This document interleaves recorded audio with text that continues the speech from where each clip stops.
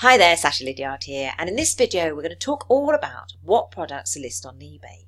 Now, when I started many moons ago, the one thing that stopped me getting anything listed was I got analysis paralysis.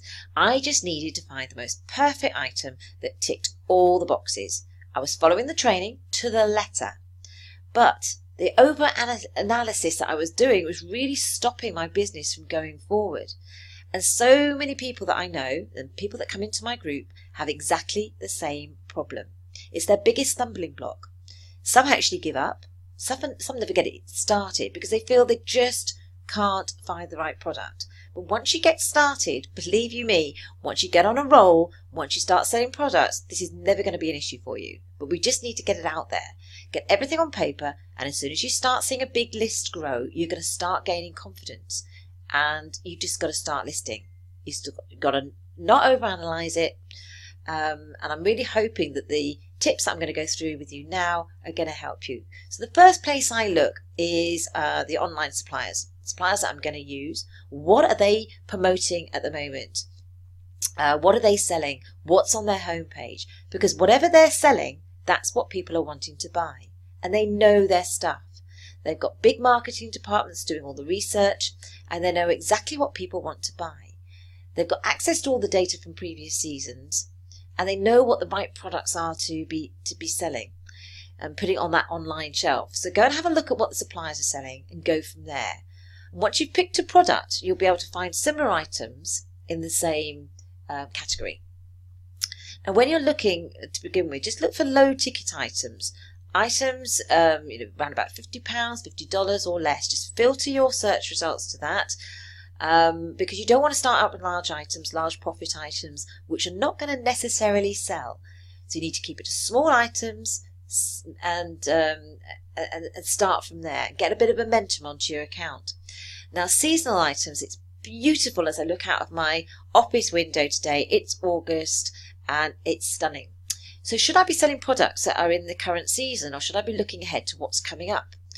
Well, seasonal items, you can still be selling stuff for the garden now, or garden patio sets, because they're obviously going to still be special offers on at suppliers. So you've still got plenty of time. I was still selling border rolls for the garden, the ones that go around the flower borders. I was selling those up until October, November time last year.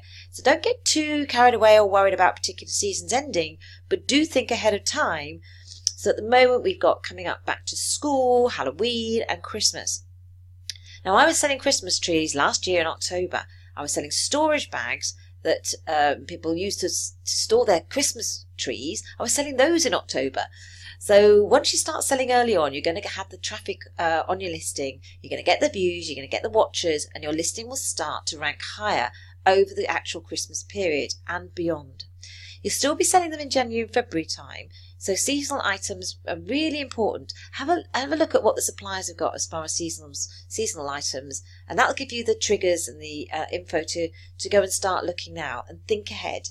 Every month it's going to change, so I'll give you lots more ideas but in the future and more advanced strategies. But for now, just start listing. So you need to actually look at what sells and then look at similar items. So items that you've already sold, maybe a red storage box, and start selling more storage boxes in different colours, different fabrics, different sizes, and continue to always have products that are similar to products that you're already selling, and keep testing.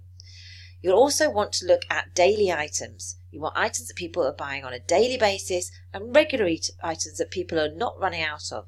So they're always constantly looking to replenish. They sell really well on eBay, these sort of daily items, items that people are looking all the time. So just look around the house. What daily items do you purchase regularly? And think about selling those. Now, breakable items. I sell loads of dinner sets, dinnerware, mugs, glasses, especially coming up to Christmas. People are always wanting to buy items that break because they've got to replenish them. So have a look there. I have also looked on Amazon for high ranking items. Go and have a look at what bestsellers are on Amazon. have a look at how they're ranking. You're not going to maybe want to sell that particular item, but go and find similar items from your suppliers. Now, if that product is selling well on Amazon, you know it's going to the same type of product, as long as it's the same quality, roughly the same price. So find something similar from your suppliers and get that listed. You get a good reach on it because it's obviously popular on Amazon. Also use the search bar on eBay. You're going to get so many ideas from there. You start keying in a keyword into the search bar, and then it'll soon populate with all the keywords that people are typing in, because that's what people are looking for, and you might as well be selling stuff that people are looking for. So that's going to give you lots of ideas. So don't worry too much about what people are selling it at for, the price they're selling it. Don't worry much at this stage of, what's actually selling. Just find items that people are looking for, and we can move on to those more advanced strategies later on. You just need to get yourself up and running, get those items listed, so that you're used to using the lister, if nothing else, and how it all works. You need to move on, and you get some emails from eBay. They send you regular emails giving you ideas on what to sell. So make sure they're not going into your trash folder.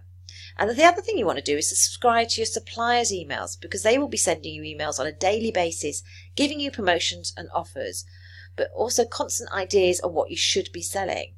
So I really hope this video is going to give you the confidence to just get out there, get that list up, start getting items. Don't worry about doing much research. Just get a list of 100 items that you're going to start doing maybe a bit of research on, but just get them listed. Don't overanalyze it, and you will be fine. So hopefully that helps, and I will see you on the next video. Bye for now.